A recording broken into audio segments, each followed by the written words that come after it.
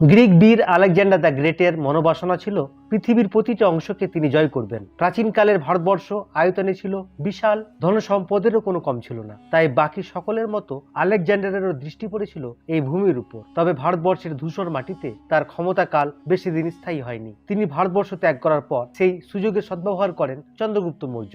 দাঁড় করালেন এক সেনাবাহিনী, হারালেন নন্দ রাজবংশকে। এভাবে চন্দ্রগুপ্ত মৌর্যের হাত ধরেই লৌহ যুগে মৌর্য রাজবংশের গোড়াপত্তন হয়। খ্রিস্টপূর্ব 322 অব্দ থেকে খ্রিস্টপূর্ব 185 অব্দ পর্যন্ত ভারতবর্ষের পূর্ব এবং পশ্চিমের বৃহৎ অংশ ছিল তার শাসন আওতায়। প্রাচীন ভারতবর্ষের পূর্ব দিকে সিন্ধু গাঙ্গেয় সমভূমিতে অবস্থিত মগধকে কেন্দ্র করে গড়ে উঠেছিল এই মৌর্য সাম্রাজ্য। পাটলিপুত্র ছিল তার রাজধানী। চাণক্যের সাথে মৌর্য সাম্রাজ্য ওতপ্রোতভাবে জড়িয়ে আছে। তিনি ছিলেন প্রাচীন ভারতীয় অর্থনীতিবিদ, দার্শনিক ও রাজ উপদেষ্টা। প্রাচীন রাষ্ট্রনীতি বিষয়ক গ্রন্থ, অর্থশাস্ত্র তার হাতেই রচিত। এই চাণক্য কৌটিল্য বা বিষ্ণুগুপ্ত নামেও পরিচিত ছিলেন। চাণক্যের সহায়তায় চন্দ্রগুপ্ত মৌর্য এই সুবিশাল সাম্রাজ্য প্রতিষ্ঠা করতে সক্ষম হন। প্রাচীন লোককথা অনুসারে নন্দ রাজবংশের সম্রাট ধননন্দ একবার অপমান করেছিলেন চাণক্যকে। এর প্রতিশোধ হিসেবে তিনি নন্দ সাম্রাজ্যকে ধসিয়ে দেওয়ার প্রতিজ্ঞা করেন। চন্দ্রগুপ্ত কথা থেকে জানা যায়, প্রথম দিকে চন্দ্রগুপ্ত মৌর্য ও চাণক্যের ফৌজ ধননন্দের সাথে যুদ্ধে পরাজয় বরণ করলেও পরবর্তীতে বেশ কয়েকটি যুদ্ধে ধননন্দ তার সেনাপতি ভদ্রশালাকে যুদ্ধে হারান তারা। এরপর গুরুত্বপূর্ণ কেন্দ্রীয় নগরী পাটলিপুত্র অবরোধ করলে ধননন্দ পিছু হটতে বাধ্য হন। খ্রিস্টপূর্ব 321 অব্দ নাগাদ নন্দ সাম্রাজ্য হটিয়ে মগধে মৌর্য সাম্রাজ্য প্রতিষ্ঠা লাভ করে, হয়ে যান পুরো সাম্রাজ্যের সম্রাট। চাণক্যের রাজনৈতিক কূটকৌশলের আরো বিস্তৃত বর্ণনা পাওয়া যায় তার বিশাখ দত্ত রচিত মুদ্রা রাক্ষস নাটকে। নিজ সাম্রাজ্যের সীমানা বিস্তারে চন্দ্রগুপ্ত মৌর্য ছিলেন দৃঢ় প্রতিজ্ঞ। তাই তিনি বিবাহ বন্ধনে আবদ্ধ হয়ে মিত্র তৈরিকরণ, রাজনৈতিক কূটকৌশল এবং যুদ্ধ বিগ্রহের পন্থা অবলম্বন করেছিলেন। দীর্ঘ 24 বছর সিংহাসনে আসীন থেকে সফলতার সাথে রাজ্যভার সামলেছেন তিনি। খ্রিস্টপূর্ব 323 অব্দে আলেকজান্ডারের মৃত্যুর পর ব্যাকট্রিয়া ও সিন্ধু নদ পর্যন্ত তার সাম্রাজ্যের পূর্ব দিকের অংশ পর্যন্ত দখল নেন আলেকজান্ডারের সেনাপতি প্রথম সেলুকাস। খ্রিস্টপূর্ব 305 অব্দে নাট্যমঞ্চে রোমাঞ্চকরভাবে আবির্ভাব ঘটে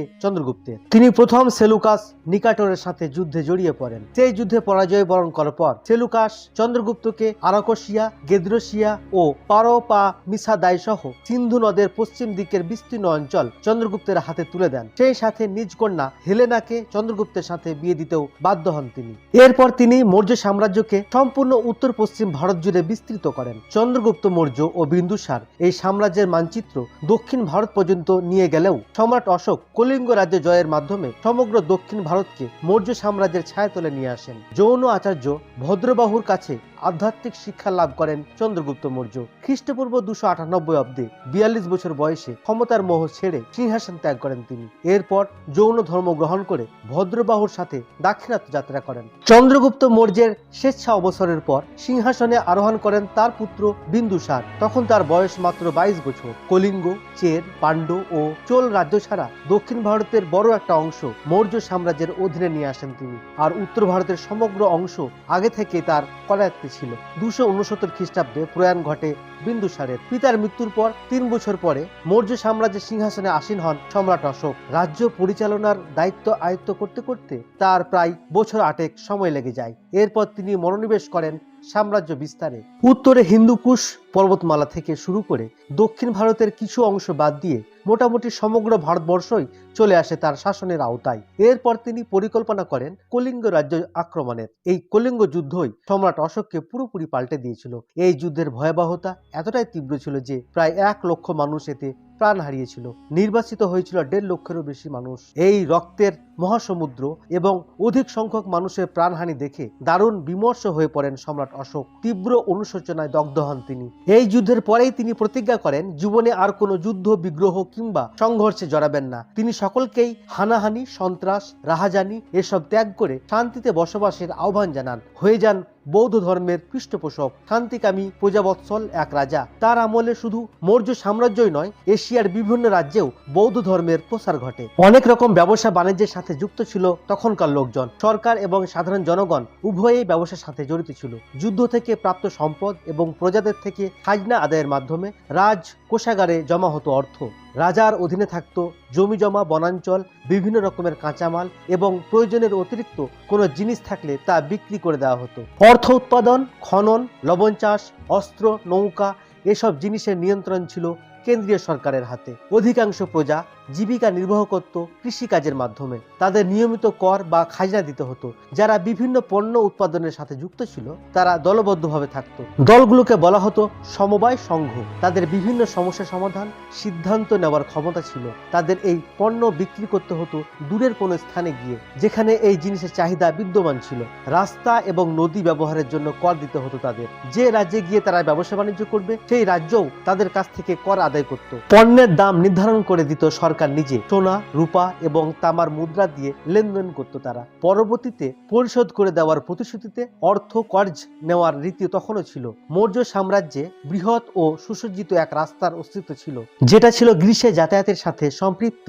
নিয়মিত দেখভাল ও রক্ষণাবেক্ষণ করা হতো এই রাস্তার। এতে বিভিন্ন চিহ্ন এবং সংকেতের মাধ্যমে দেখিয়ে দেওয়া হতো কোন জিনিস কোথায় কতদূর নিয়ে যেতে হবে। ব্যবসা বাণিজ্যের উদ্দেশ্যে গঙ্গা নদী থেকে নৌকা রওনা দিত দূর শ্রীলঙ্কা, চীন ও আফ্রিকায়। জলদস্যুতা নির্মূলে সদা সচেষ্ট থাকত সরকার। মৌর্য সাম্রাজ্যের রাজাই ছিলেন সকল ক্ষমতার উৎস। তিনি নিজেই সেনাবাহিনী, বিচারপতি, আইন কানুন সহ দেশের জন্য হিতকর সিদ্ধান্ত নিতেন। তার মন্ত্রিসভায় সভাসদ হিসেবে দেশের বিভিন্ন জ্ঞানী, গুণী, পণ্ডিত, দক্ষ জনবল নিযুক্ত ছিলেন, যেমন প্রধানমন্ত্রী, হিসাব রক্ষক, কোষাধ্যক্ষ, সেনাপতি ইত্যাদি। মৌর্য সাম্রাজ্য বিভিন্ন প্রদেশে বিভক্ত ছিল, যেগুলো শাসনকর্তা হিসেবে নিযুক্ত থাকতেন রাজকুমারেরা। এক একটা প্রদেশের অধীনে থাকত বিভিন্ন গ্রাম ও শহর। শাসনকর্তা ওই এলাকার দেখভাল করতেন। তাকে শুধু রাজার কাছে জবাবদিহি করতে হতো। সেই সময়েও চাকরির মানের ভিন্নতা ছিল। উঁচু পদে আসীন থাকা একজন নিম্ন পদের একজনের থেকে অধিক বেতন ভাতা পেতেন। উদাহরণস্বরূপ বলা যেতে পারে, প্রধানমন্ত্রী থেকে একজন কেরানিকে কম বেতন দেওয়া হতো। দল ঠিক মতো কাজ করছে কিনা তা দেখভালের জন্য দায়িত্ব ছিল ঊর্ধ্বতন কর্মকর্তার। মৌর্য সাম্রাজ্যের একটা উল্লেখযোগ্য দিক হলো কৌটিল্যের বুদ্ধিতে বিভিন্ন গুপ্তচর পুষতেন সম্রাট চন্দ্রগুপ্ত মৌর্য। তারা বিভিন্ন রাজ্যে গিয়ে গোপন ও স্পর্শকাতর সকল সংবাদ এনে দিত রাজামশাইকে। এই সাম্রাজ্যের আরেকটা গুরুত্বপূর্ণ দিক হলো সর্বদা বৃহৎ এক সেনাবাহিনী থাকতো এই রাজ্যে। আদেশ পাওয়া মাত্রই তারা যে কোনো কিছুর জন্য ঝাঁপিয়ে পড়তো। এমনকি মৌর্য সাম্রাজ্যের তৃতীয় সম্রাট অশোক যুদ্ধ বিগ্রহ থামিয়ে দেওয়ার পরেও তার কাছে এই সেনাবাহিনী মজুদ ছিল। সৈনিকদের প্রধান কাজ ছিল যুদ্ধে সামিল হয়ে প্রতিপক্ষের সাথে লড়াই করা। যখন কোনো যুদ্ধ বিগ্রহ থাকতো না, তখন তারা তাদের খেয়াল খুশি মতো যা ইচ্ছা তাই করত।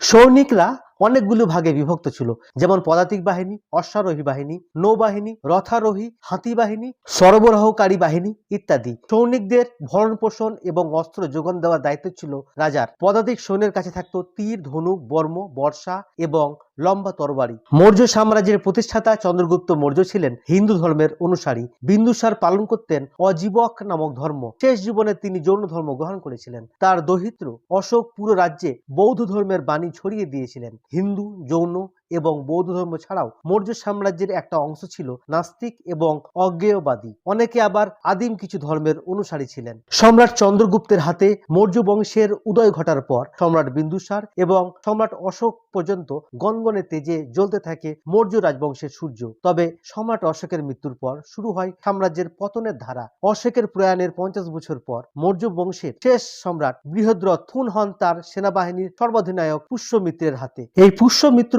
শুঙ্গ রাজবংশের প্রতিষ্ঠাতা। বিশেষজ্ঞরা এই সাম্রাজ্য পতনের পিছনে বিভিন্ন কারণ দাঁড় করিয়েছেন। এর মধ্যে সর্বাধিক যুক্তিযুক্ত হলো অশোকের মৃত্যুর পর আর কোনো যোগ্য শাসক বসতে পারেনি মৌর্য সাম্রাজ্যের মসনদে। ক্রমশ অনুপযুক্ত শাসকের পাল্লায় পড়ে ভেতর থেকে দুর্বল হতে থাকে মৌর্য সাম্রাজ্য। এই সুযোগের ফায়দা তোলে প্রতিবেশী সম্রাট ও রাজার বিশ্বস্ত সহযোগীরাই। ক্রমে ক্রমে রাজ্য সীমানা ছোট হতে থাকে। খ্রিস্টপূর্ব 185 অব্দে পুষ্যমিত্র কর্তৃক মৌর্য রাজা হত্যার মাধ্যমেই অস্থিমিত হয়ে যায় দীর্ঘ 150 বছর ধরে ভারতে দাপিয়ে বেড়ানো মৌর্য সাম্রাজ্য। পুষ্যমিত্র যখন সিংহাসনে বসেন, তখন মৌর্য সাম্রাজ্য তার গৌরব ও যৌবন অনেকটাই হারিয়ে ফেলেছিল। এর অধীনে শুধুমাত্র পাটলিপুত্র, অযোধ্যা, বিদিশা শহর ও পাঞ্জাবের কিছু অংশ ছিল। তো বন্ধুরা, এই ছিল মৌর্য সাম্রাজ্যের প্রতিষ্ঠা থেকে শুরু করে এর পতন পর্যন্ত একটা সংক্ষিপ্ত ইতিহাস। ভিডিওটি যদি ভালো লাগে অবশ্যই চ্যানেলটি সাবস্ক্রাইব করবেন।